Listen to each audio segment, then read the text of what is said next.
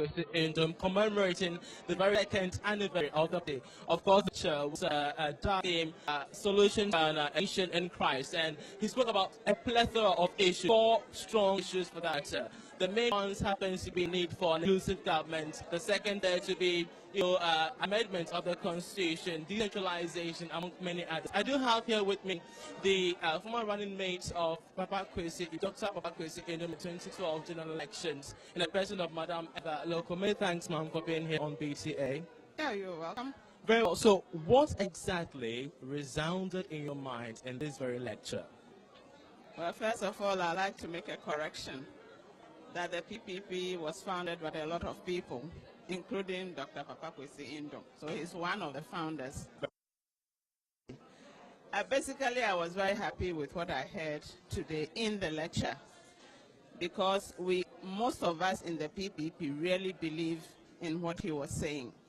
Now, if you want to develop a country or even to set up a business, you as a single person will not be able to achieve that unless you have the expertise of other people who come on board and get you to get the work done. So if you're looking at a constitution that really gives so much power to just one single person, and it's just our constitution that we are talking about. It doesn't matter who is the president. The issue is that a lot of power is given into one person's hand to make all sorts of decisions. Now, nobody knows everything. Nobody has all the expertise. And nobody can sit down in one place and try to administer issues coming from all over the place. For a very simple reason. We have only 365 days in a year. And therefore, if you want things to be done, then distribution of labor, which therefore means distribution of the workload involved, is given to a lot of people with the right expertise, with the right experience. It means that things can be done faster, easier, and right in the place where it needs to be done. So that is one of our key issues, that definitely we need the constitution to be changed in a way that it brings on board more people, more expertise, and therefore things can be done faster, easier, and better. Very well. Now, let's talk about the relevance of this particular lecture. Of course, in the past few years, we've had the issues of the Century Report, but the past few months, for that matter, we've had the constitutional review process. We've had government, bringing on board several economic experts to provide solutions to the nation's economy. And many of the things that Dr. Indom states this very evening, has some translations into these very reports and commendations. So why now? Why now is because, as they say, we've heard a lot. We want to see action. We want to see some of these things put into place. You heard him say, quoting several people, and the simple reason for this is that he's saying we are not necessarily saying something new, but we are saying that it is time that things get implemented and fully implemented, not in parts, not portions, not 1 in 10 years. It is very important to understand that you cannot do something just by saying it. You cannot say, I'm going to do, we are planning to do, we have been wanting to do. The adjectives are plenty. The point that we are drawing here is that we should say tomorrow, or in 2 weeks' time, or in 3 months' time, this is what we are rolling up. This is the plan. This is where we've gotten so far. These are the type of people we need. In fact, these are the type of people we have to roll out this system and then get it done within that 3 months. Nobody is saying promise the earth. We just say there are a lot of good things on paper. There are a lot of good things that have been verified to be, useful and effective. Let's put them into place. And then also, let's listen to the new things that will make all of this possible. And I think that is why it is the right time, especially with the constitutional review process going on. You cannot have a situation where the people are not making the decisions. You cannot have a situation where they say it is Parliament or it is the people, and then somebody decides that, okay, I've heard everything that you said, but you know what? This is what I want to do. And I think that is part of the problem that we are trying to address. There are a lot of good things. Let's do them. Let's stop the talk. Also, when something is not working, you fix it. If it's not broke, don't fix it. But if it's broken, so it is the right time to be talking about this. Very well, ma'am. Many thanks for your time. And that happens to be the past that's running mate to Dr. Papa Kwesi in the 2012 presidential election. She's still live on BTA's Business Story here with me, Charles Knight, where we're bringing you live feeds of the aftermath of the very lecture held by Dr. Papa Kwesi in relation to the solutions to the nation's ailing economic challenges. I do now have here with me Nana Ofori Owusu, the Director of Operations, to share his thoughts on what he makes so far of the entire lecture being given by Dr. Papa Kwesi Indom. Many thanks, Nana Ofori Owusu, for being here on BTA. Now, one of the main issues that Dr. Papa Kwesi Indom raised was the stepping down of the Constitutional Review Commission and enabling the legislative bodies to do their own work. Don't you think he is leaving behind the technicalities behind the entire backdrop to the constitution of this very committee? Well, you see, the man spoke about what is fundamental for change, for us to get out of the condition that we are in now. And what is fundamental that he has identified is that we have a structural problem. And that structural problem has to do with the system of governance, whereby because of a period that we're moving from dictatorial rule to so-called democracy, the constitution had to be made to appease a certain leader to accept that transition.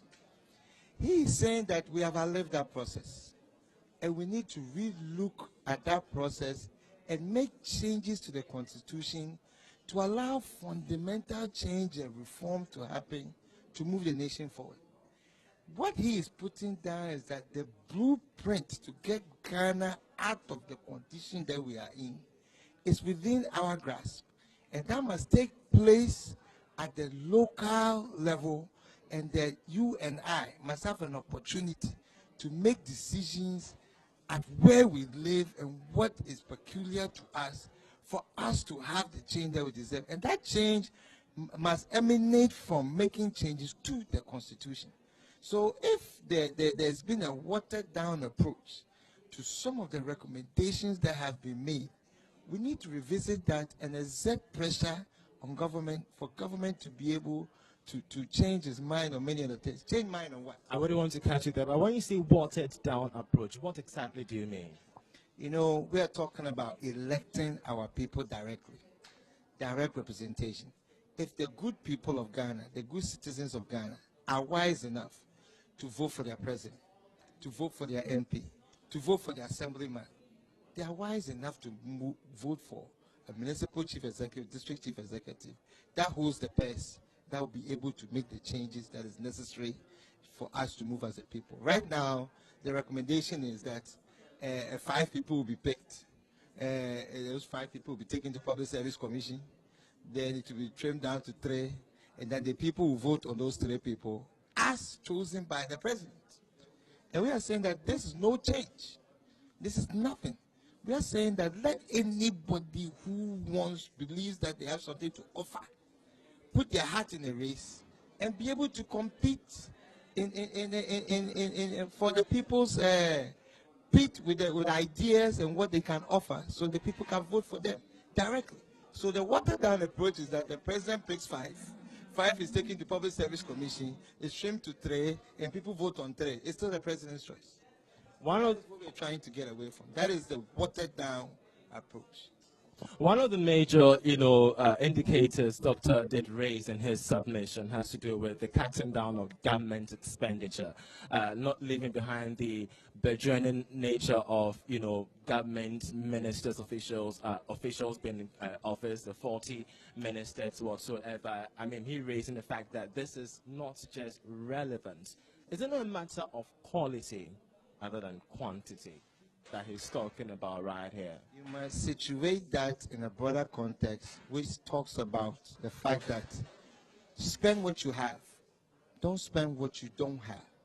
And if you use a simple philosophical ideal of spending what you have, then you look at the entire structure that you have and you try to suit it to tailor resources and what you have.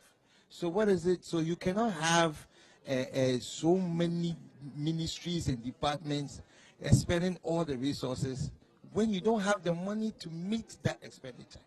So spend what you have, reduce government size. He's given specifics in terms of what he will recommend, and that no more than 40 ministers to reduce the expenditure and also to make it efficient. So do not spend what you do not have.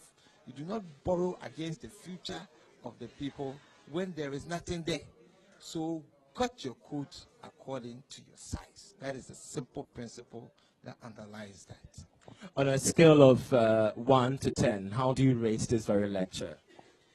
As a phenomenon. So Dr. Indum is a phenomenon in this country. What he has to offer, we were all thinking that we're going to come and hear some big giant statistics and some hunhudious type of analysis, but he made it simple. He broke it so that every person, you and I, we can understand. And it begins with you and us making some fundamental decisions about where we want to go as a nation, where we want to go as a people. And he gave simple, practical solutions to a problem that people have made it so complex that is insurmountable. It is solvable. It is simple, chewable bites that will get us there. Many thanks for your time. And that happens to be Nana Ofori Owosu, the Director of Operations for the Progressive People's Party. You're still live here on BTA with me, Charles Ait. This happens to be the aftermath of the lecture held by Dr. Papakwesi Indom. We're getting thoughts from a section of the party. And I do have here with me Belinda Bully, I do believe, and she happens to be the women's organizer of the party. Many thanks, ma'am, for being here on BTA. Now, Doctor did speak about an avalanche of issues. He made mention of the energy, he made mention of government structure. But you being a women's organizer, did you feel represented in this very lecture? Yes, of course. I mean, if you follow the P.P.P, we have been quite consistent with what we have been saying. Okay, we try to project policies, okay, which is totally inclusive. Okay, if as soon as you try to do special programs for women, then in effect, what you're trying to say, you're sidelining them. What we are saying is, even if you look at our education policy, we talk of compulsory education, free compulsory education. And if it's free and compulsory, that means every young girl, every young man will go to. If you're talking about market, we spoke about how people are now doing retail businesses, how you find, I don't want to say Chinese, but you find foreigners coming to do retail businesses. Really, when you go to the market, the majority of our traders are women. So if you're going to have programs or policies that's going to protect your market people, really, I feel that the women are going to be protected. Like if you speak of energy, electricity is used by everybody, okay? If you're going to have free flow and effective management of electricity, it's going to really have positive impact on women. So I didn't feel like he needed to mention specifically that for women I'm doing ABC, but every policy, if you run it well, it's going to benefit everybody. And really, women are even a majority in this country. So if you're going to have a much more effective society, what you're saying, you're going to have a much more sisterhood. And so for me, I really think we're well represented in whatever he said. What is it that Doctor didn't consider in this very lecture that he gave this evening?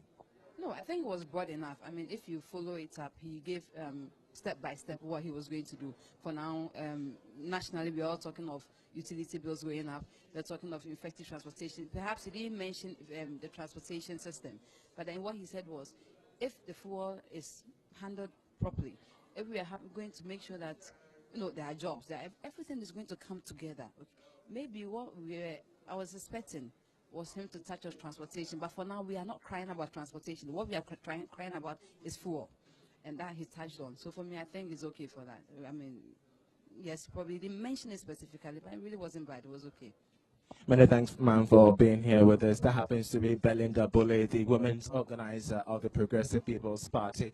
And we are still live at the banquet hall where Dr. Papakwesi Indom has just delivered his lecture commemorating the very second anniversary of the Progressive People's Party, talking of several issues in relation to energy, the cutting down of government structure, matters in relation to the change of the attitude of Ghanaians, for that matter. Well, I may not want to bore you with the facts. I do have here the National Secretary of the party in the person of Kofi Asamoah Siang to also share his thoughts on what he made of this very lecture given by Dr. Many thanks, Mr. Siang, for being here on BTA. Now, we have spoken, I have spoken to several of executives, and they tell me that they've been pleased. They tell me the fact that the comments by Dr. Indum is welcome and looking at the state and where the nation is. But you being a national organized secretary of the party, don't you think these are the normal things that we always do hear about on radio in terms of solutions to our economic challenges? You mean the normal things we do? The solutions Doctor did give, I don't know the very things that we always hear on radio, on television. The Century Report, for that matter, was included. The constitutional review process, the very proposals being made was included. These aren't the very solutions that we haven't heard before. Well, you see, what we haven't heard before is that there's been no clear admission at the highest level by leadership that we're in crisis. All of us live in denial. My own personal experiences tells me that things are changing. Well, I may want to catch you on that because the president just this very morning did admit the facts that Ghanaians, of course, we are in crisis, and his government is doing everything in its own power to bring things in the right direction. Yes, you see, I was going there because they say we are doing everything to correct the situation, and that we will very soon, hopefully. And the president actually spoke that at the end of the year. I read his statement before coming, and this is not the first time he's given a 4-month period for things to change, to turn around. We heard him say the same thing in January when he presented the State of the Union address. So what we haven't heard is to stop this continuous promises that and which does not go along with leadership commitment to change things drastically. Look, President Mahama wants to change the fundamentals. Why is he doing something different from what he himself put pen to say? For example, we're talking about corruption. Is our number one enemy. Yes, everybody talks about it. But until somebody takes the steps to actually change the situation by institutional reforms, we keep talking about them. So the import of Dr. Indem's statement is that let's halt here. And all the solutions that he put forward and the ones that we've known before, let's act on them. I'll give you a very sad example that I have. President Mahama signed the NACAP document, National Anti-Corruption Action Plan. In that document, the president, as vice president, signed a document that says that we should directly elect all our MMDCs. And the president also, in that document, made proposals for separating the Attorney General Department from the Ministry of Justice. When the crusade we got to a crescendo and about corruption, and the president met the anti-corruption group, he said that, his tool to fight corruption is in the NACAP. Let Parliament pass it. Parliament has passed that. Now, just suppose that with government, the content of government white paper in the constitutional review process. The Constitutional Review Commission recommended these 2 examples that are contained in the NACAP. What did government do? President said he disagrees. Now I'm sitting here. You are saying that you want to fight corruption. You are going to use NACAP. In that NACAP document, there are 2 proposals that are also appear in the Constitutional Review process or the Commission's report. And you reject it. So who will take you serious when you do that? So the issue is not a repetition of the solutions that we already know. Some of them we learned them when we were in secondary school. But who is going to take the first step? Like Dr. Indem said, is the president going to stop tomorrow anywhere and say that highway people, Ministry of Agriculture, any of the ministries, the capacity building they do, and all the things they spend our money on, they should spend it on locally produced goods and services? That is what is not being done, and that's what Dr. Indem said. Let us start doing them. Let's talk about energy now, because Dr. Indem is stating the fact that the major cause of our energy crisis today is nothing but greed. We know that issues of the Ghana gas pipeline has been a problem, issues in relation to the debt owed to the BDCs for that matter. These are technical problems that Dr. Indum didn't consider.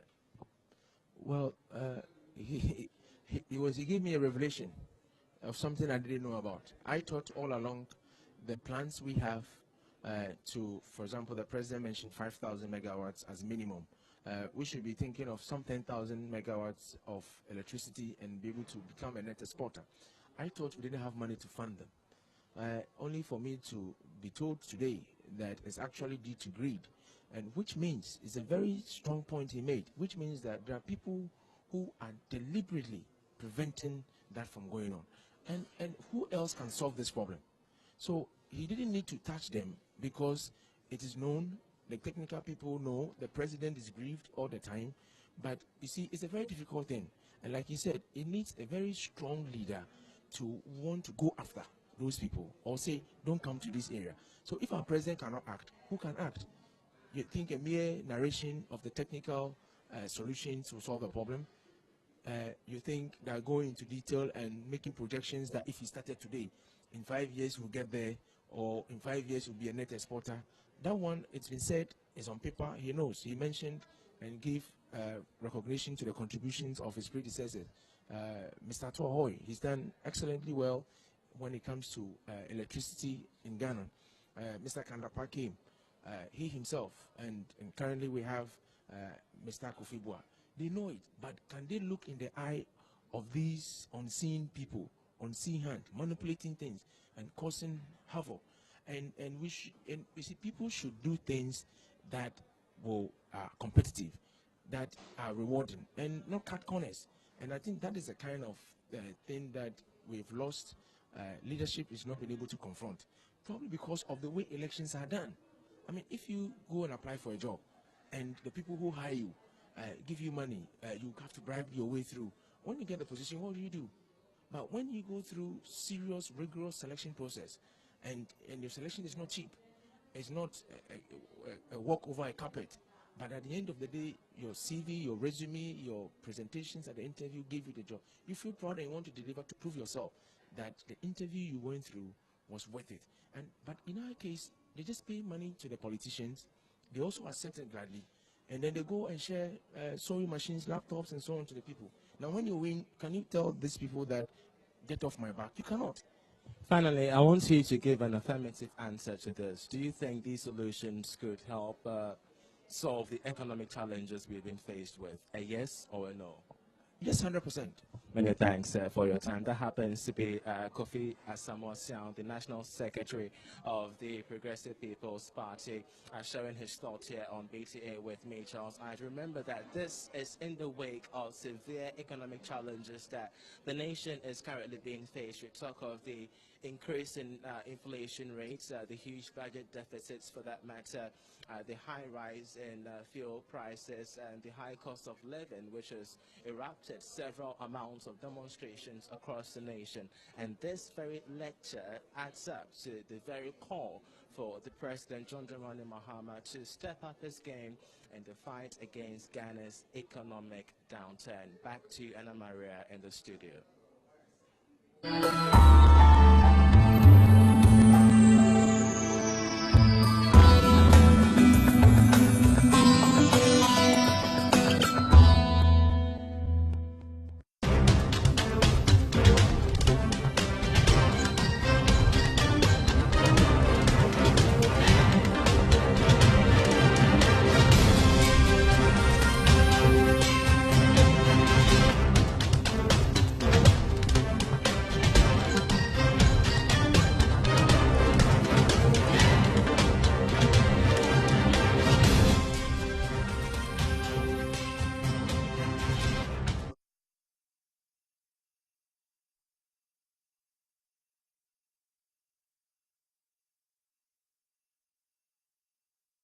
Good evening, Africa, and welcome. You're watching BTA, where we bring you both African and local business stories in around and across the African continent. Now, if you were watching BTA or you just missed it, we've been broadcasting live the lecture by the 2012 presidential candidate of the P.P.P, marking the second anniversary of the party, where he spoke about solutions, about the Ghana and the economy challenges that we are facing. Now, my colleague Charles Aite was there, and he broadcasted live some of the salient points that Dr. P.P.P brought to light, and we can only hope that these salient points will be taken into consideration as we aim for a stable Ghanaian economy. Now to the news for tonight. Dr. P.P.P has called for the amendment of the 1992 Constitution of Ghana as a major solution to the economy's crisis. Deputy Minister of Finance, Mona Kwate, has called on stakeholders of the financial sector of the economy to reposition themselves in an increasingly competitive market.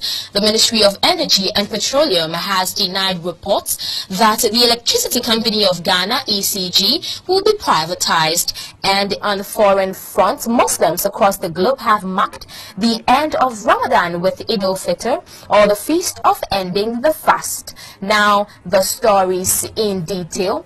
President John Dramani Mahama has promised aggrieved workers that current difficulties facing the economy would begin to give way at the latter stages of the year. Organized labor last Thursday abandoned work to embark on a nationwide protest over the worsening economic conditions which threaten the survival of businesses, as operating costs have continuously been on the upsurge in recent weeks. Meanwhile, in what may be considered his first public response to the demands of the workers, President John Dramani Mahama said Ghanaians will soon be reaping from measures being implemented to address the current situation. Addressing a gathering of Muslims on Monday at the forecourt of the Kumasi Central Mosque in the Ashanti region to celebrate the annual Eid al-Fitr, the president said he considered the message from workers as an encouragement to work harder. President Mahama said he therefore considers the message from the TUC's demonstration as an encouragement to work harder. According to him, government has had to implement some very painful but necessary measures to prevent a meltdown. In other stories, Deputy Minister of Finance, Mona Kwate, has called on stakeholders of the financial sector of the economy to reposition themselves in an increasingly competitive market in which motivation or innovation and efficiency must become important ingredients for improving the financial sector in Ghana. She made the call at the third edition of Ghana's Investment Awards held here in Accra.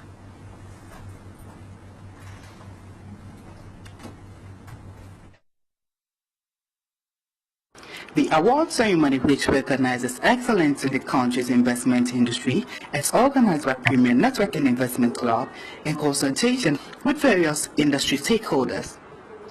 The awards assess the performance of brokerage firms and investment advisor firms duly licensed by the Securities and Exchange Commission, as well as all listed equities on the Ghana Stock Exchange. The Deputy Minister of Finance, Madam Mona Kwate, spoke on the theme, the Ghanaian capital market and the new economy. She stated that the Ghanaian capital market since its establishment had gone through various stages of development, adding that the market now is arguably one of the best performing markets in sub-Saharan Africa. However, Mona Kwate said there was a need to put in more effort to broaden and deepen its goals. She stressed the need for the capital market to position itself to become the best point of call for domestic savings and international investors. There are 35 companies listed on the exchange, 1 depository, 20 licensed dealing members, 100 investment advisors, 34 mutual funds, and unit trusts. In spite of these positive results, a lot more remains to be done to address challenges in our new economy. Some of these challenges are a lack of corporate bond market, inadequate risk management instruments, and a small market base to accommodate the potentially large transactions required for our new status. Another challenge is the conservative nature of our current investment rules and regulations. She called on stakeholders in the financial sector to play an invaluable role as members of the investment fraternity in consolidating the goals made so far. Urged them to recommit themselves to the stability, efficiency and development of the Ghanaian capital market. Mr. Chairman, it's important to know that while the Ministry of Finance is the policy maker and the Securities and Exchange Commission is the regulatory body, all market operators have a responsibility to self-regulate, and we are all stakeholders in the capital market. We all have a role to play, and we have a real opportunity to change behavior and transform the capital markets. I wish to reiterate that a stable and efficient financial system is a prerequisite for economic growth and development. The creation of a sound macroeconomic environment means that players in the capital market, like yourselves, must reposition themselves in an increasingly competitive market in which innovation, efficiency, and cost containment has become important ingredients for success. I believe that as stakeholders, we can play invaluable roles as members of the investment fraternity in consolidating the gains made so far and recommitting to the stability, efficiency, and development of the Ghanaian capital markets. Several companies receive awards. Gold Coast Securities Man Gold Coast Fund Management was pronounced the Investment Advisor of the Year for the third consecutive time, while the Money Market Fund of the Year was awarded to First Bank, which has also retained it for the fourth time. The most promising investment professional of the year, who is under 28 years of age as required under the awards qualification, went to Yawedu Quantum of NDK Investments Limited, whilst the Lifetime Achievement Awards went to Mr. Yabua Omwa. BTA News spoke to some award winners. The secret is to balance the risk against the reward. We take risk very, very serious. So risk management is something we don't joke with at our end. And that's the main reason why we always come up on top when it comes to money markets. First and foremost, it's a form of recognition for the performance, the things we put into this industry, and the kind of research that we put into it, and the contribution we've done over the years. And I think this year I've recognized as the most promising investment professional. And I hope, of course, with this award, go further and do more and make more of awareness about the financial and investment industry in Ghana. And then we'll see how things will go on for the nation as well. Third time we've won it. Gold Coast is growing. I mean, 21 years into the business, you should expect that we'll be the fund management of choice.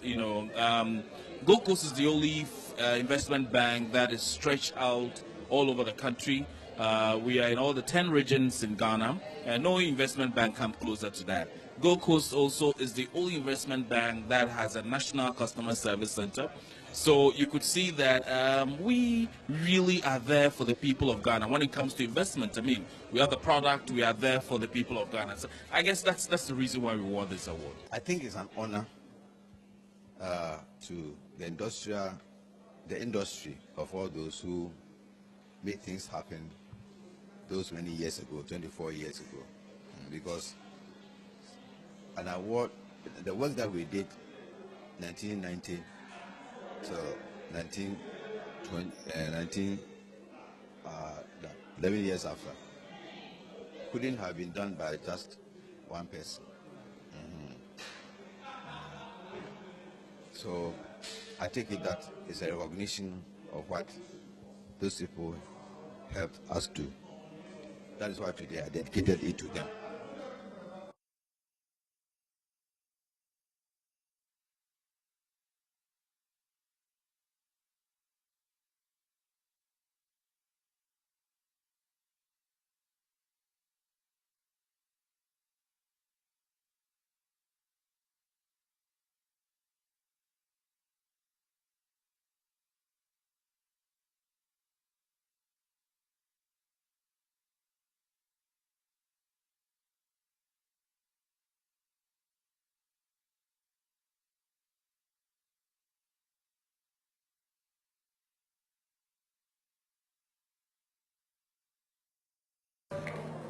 The AAG is an umbrella body of all advertising agencies in the country. In recent times, there has been some controversies over the quality content of adverts in radio and TV as well as the print media. These and other issues were addressed at this year's investiture and presidential ball of the AAG at the banquet hall in Accra. The program was organized by AAG to recognize their partners through networking and to reaffirm the vision to continue supporting each other. The outgoing president of the association, Mrs. Nokodria, praised the AAG and its partners for their collective support during her tenure as the president. She appealed to the members of the association as well as its partners to cooperate and accept the new council members in good faith. Tonight is an occasion to show appreciation to our partners through networking and to reaffirm our vision to move together with their support.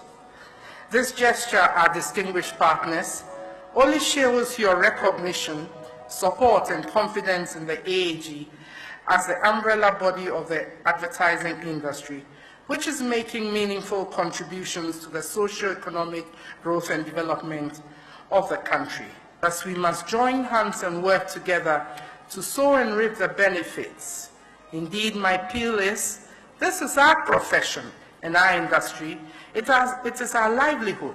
It can only get better if you and I come on board to move it forward. The incoming president of the association, Joel E. Nettie, also praised the AAG members present, reassuring them of their commitment to the association and the industry. As we take up our mandate you are entrusting us with, my executive, the council, and I commit to work with you, one and all, as well as our secretariat, to move our industry forward, starting with a successful hosting of the World of Advertising in Africa for the IAA Africa Conference, dubbed Africa Rising, the New Consumer Generation. This event, which is being hosted by the AAG, will be held in Accra from the 12th to the 14th of November this year. Ensuring that we pick up and advance the cause of improving the skill sets of the practitioners in our industry by consistently providing relevant training programs using both local and foreign, but in all cases, quality resource people. Ensuring that the needs of all sections and interest groups in our diverse association, media agencies, outdoor companies, production houses, creative agencies, and individual members are met as far as is humanly possible. Reigniting our industry's flagship event, the Gong Gong Awards, which was relaunched on Tuesday and comes off on the last Saturday of September this year. Following through to ensure that the Advertising Standards Authority Bill is passed and becomes a reality. Working with our partners at the Ghana Advertisers Board, the Chartered Institute of Marketing,